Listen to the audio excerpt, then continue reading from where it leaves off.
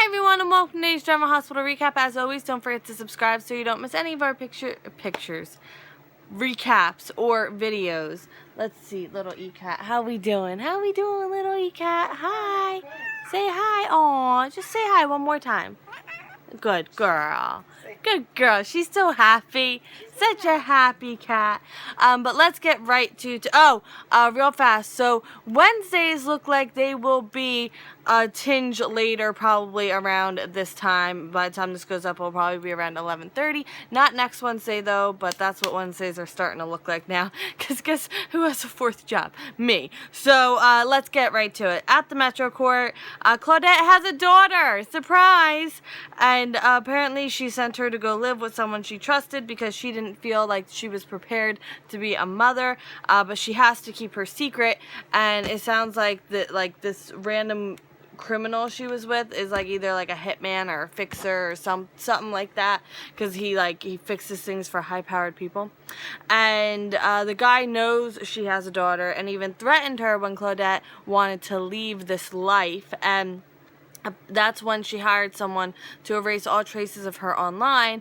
And she says she came to Port Charles because she knew Nathan would protect her daughter, that he would die before he let anything happen to her. And he's like, why? Wait, is she mine? And I'm like, throw me off a cliff. Just literally drive me to a cliff and throw me off of it. So she admits that yes, he is the father. And at this point, I'm like, okay, I need to go back to Montana because I need to throw myself off a cliff. So he's really angry, obviously. And turns out she found out she was pregnant after he filed for divorce. And how was she supposed to know how he would react? Because, he had just shot a man in front of her. And I'm like, how do we know it's not Griffin's? And then he asked the same thing. And I was like, good, Nathan. Thinking like me. So she assures him that Griffin isn't the father because they were careful, and she and Nathan weren't, because that's what you want to hear.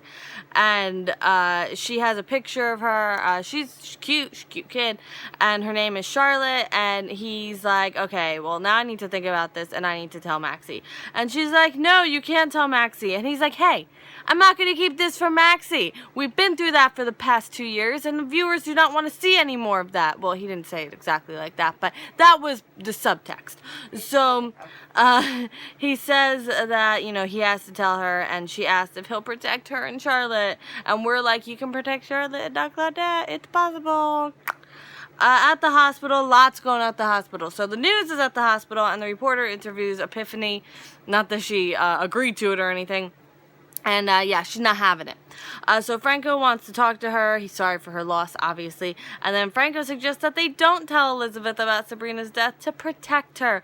Because the last 3 times that happened on the show in the past year, it went over perfectly well. Or maybe it was another... Was it Monica they kept it from? I don't know. I don't remember. Whatever. I don't care. So, Finn... it's too late for me to think. So Finn has, some of his stuff from the lab. He and Tracy talk. She's worried about his medicine. And he's just about all ready to throw in the towel. And she won't lose another friend. And Tracy wants Finn to keep hope alive. So Elizabeth is bothered about the revelation about her father, obviously.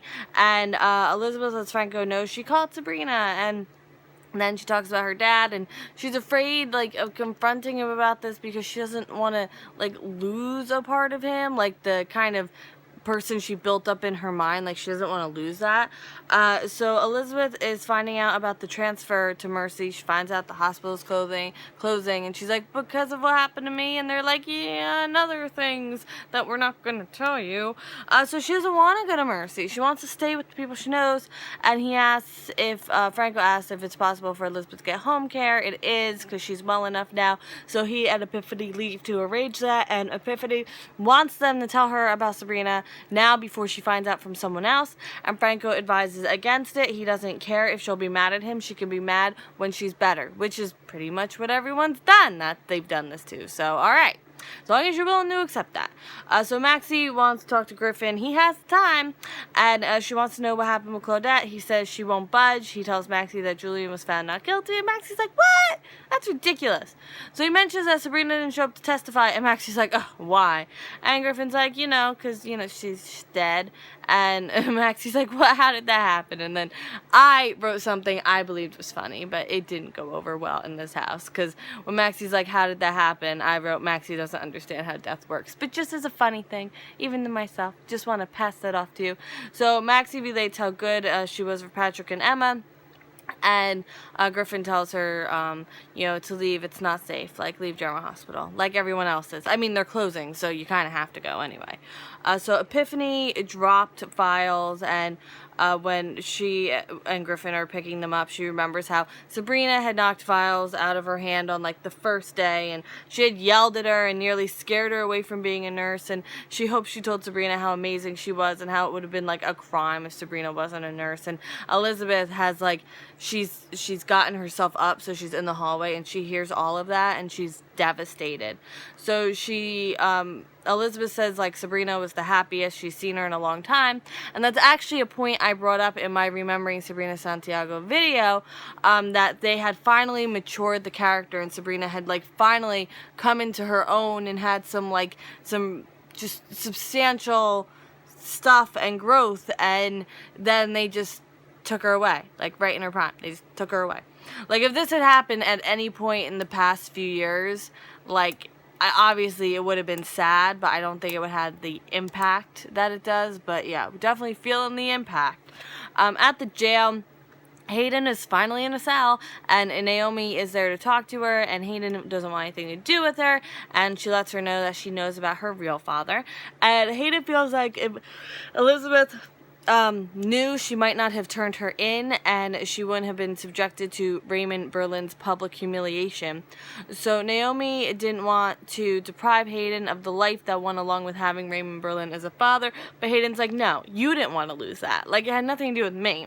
So she asked if that's why her father all of a sudden didn't want to see her in prison anymore, because he found out the truth, and it turns out, yes, that's why. So he sounds like a real winner there. And, abandoning his daughter, even though, yeah, it might not be biological, but, you raised her whole life. But, turn your back on her just because some DNA doesn't match. Perfectly logical. So Hayden thinks that's why Naomi finally gave him up to the feds. So Hayden is freed all of a sudden. How did that happen? Well, Naomi told the feds everything, and by everything, that she took the diamonds and hid them among Hayden's things, and that Hayden had no idea. And I'm like, well, at least Hayden kind of has one stand-up parent, or someone who legitimately wants to make it right. So Naomi says that she should stay in Port Charles and follow her heart, and that she's not as alone as she thinks she is.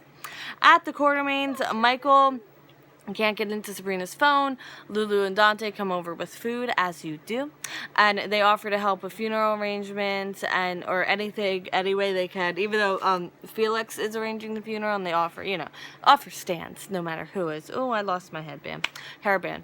So Lulu is going to give he and Dante some brother time, and then Morgan comes in a tizzy. I'd actually looked down. I looked up, and all of a sudden Morgan's yelling, and I'm like, is this what the show is? Like, I didn't see Morgan, and then I look up, and just Morgan's there yelling, and I'm like, okay, I've gotten used to it. So Dante tries to stop Morgan because he's kind of going on a bit of a tirade, and Sabrina's phone rings. It's Elizabeth. She leaves a voicemail. She wants to know what she had told Detective West, but obviously she knows she's not going to get that answer now. So Dante asks Morgan if he's okay, and he's like, yes, I'm taking my pills. I have a reminder on my phone. Leave me alone. And Dante wants to make sure Morgan doesn't twist Michael's grief into some, like, revenge fantasy. So the doorbell rings. Dante gets it, and it's Joe. Well, that took no time at all. So Michael makes introductions. Morgan is already at like 110%. And he's sad to find out, Joe's sad to find out that Sabrina hadn't appointed him a legal guardian in case anything happens to her. Why would you do that? Like, you met the kid twice. You might, share the same DNA, but, like, literally you've met the kid twice. So Joe says Michael is nothing to Teddy, and Morgan punches him like a rational adult. And Tracy comes in. She puts a stop to this, and Tracy says she's taking action so Teddy can stay in the home he knows with people who love him, and that she'll drag this out, or he can choose visitation. And Michael says, you know what, there won't be a fight. So Michael knows what it's like to grow up in the middle of a custody fight, and Sabrina wouldn't want that for Teddy. He doesn't want that for Teddy. So Michael hints like, hey, let's kind of empty out the room here so we can settle this. At Finn's place, he talks Finn talks to Roxy. He figures he should start making arrangements in the event of his death. So he's thinking of giving her to Jocelyn, which I was like, she should go to Jocelyn. And then he's like, Jocelyn. I was like, yes. I like totally was writing the show from my couch today. So he finds a letter among his things. It's from his wife, Rico, Reiko. If I'm butchering that pronunciation, let me know. So he feels he failed her and everyone, and he's very emotional. And then he tips the table, and then he starts tipping everything. And I was like, well, that's going to be expensive. And end scene. Sabrina wants... Oh, my goodness, I can't. Elizabeth. I wrote Sabrina when I meant Elizabeth. Elizabeth wants to be where the pictures are and have a moment alone in the hospital. Griffin and Epiphany talk about Sabrina. They pray for her, and then the prayer is like over all the other stuff that happens in the end scene.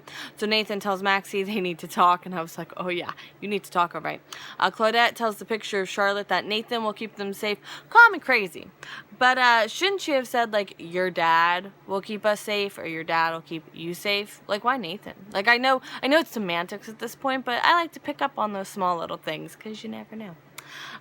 Hayden calls Finn. It goes to voicemail. Michael says goodbye to Teddy. They packed him up like really fast, and like could have been a little bit of a slower transition, so Teddy could have like actually gotten to know Joe. Like, Teddy doesn't know this is his uncle. He doesn't know what that means. Like, he knows the quarter means. Like, and it's not like this was happening in any legal capacity. They could have done this at their own pace. Like, I don't know.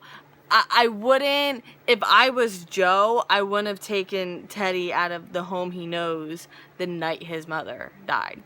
Just me, though. You know, take the kid to a strange location with, like, nobody he knows. It's fine. And Finn feels that he failed his wife and oh, I already said that. I'm sorry. It's been a long day.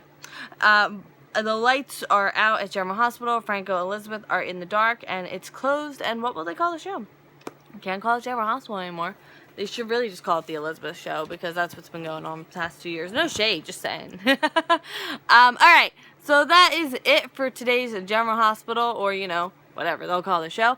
I will see you tomorrow. A smidge late, but not this late. This looks like it's going to be regular for Wednesdays until I say different, except for next Wednesday. But yes, I will see you then, and I hope you have a great night. Bye. Oh, let's go out like true General Hospital style. You ready? Lights out.